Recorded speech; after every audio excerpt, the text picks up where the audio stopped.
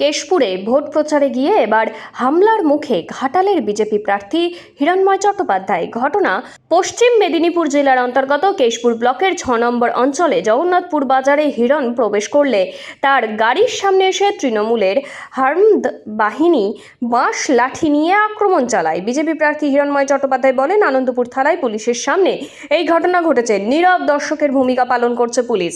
তিনি আরও অভিযোগ করেছেন, তৃণমূল কংগ্রেস প্রার্থী তথা অভিনেতা দেব বলেছিলেন 10 থেকে 20 তারিখের মধ্যে বিজেপি কর্মী খুন হতে পারে, তাই কালকে মণ্ডল সভাপতির উপর আক্রমণ হয়েছে আর আজকে প্রার্থীর উপর।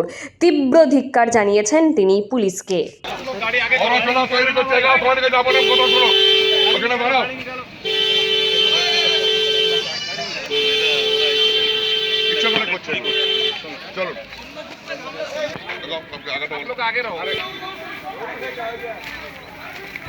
ব্যবসা তৃণমূল ভয় পাচ্ছে। গুন্ডা বাহিনী দীপক অধিকারী পাঠিয়েছে 15 থেকে 20 তারিখের মধ্যে খুন করবে বলেছিল। কালকে খুন করার চেষ্টা করেছিল, শুভেন্দু সামন্তকে পারেনি। আজকে প্রার্থী আছে, আমাকে খুন করার জন্য এসেছিল এই গুন্ডা বাহিনী। দেখছেন আপনারা ডান দিক বাদিকে বারবার আক্রমণ করছিল, গ্রামের মানুষকে চমকাচ্ছিল, ভয় দেখাচ্ছিল।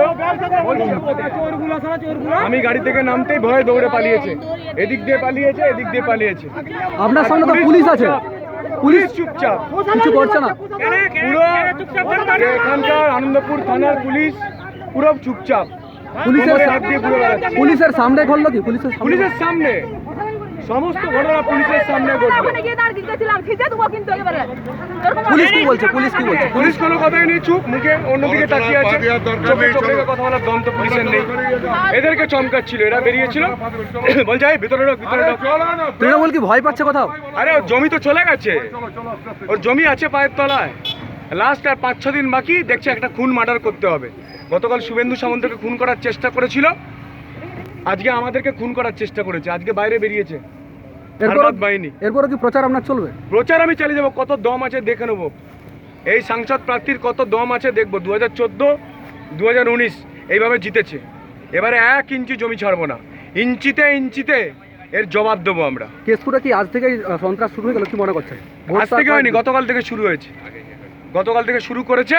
আমি থাকবো এখানে, দেখবো কেশপুরে কত দম আছে।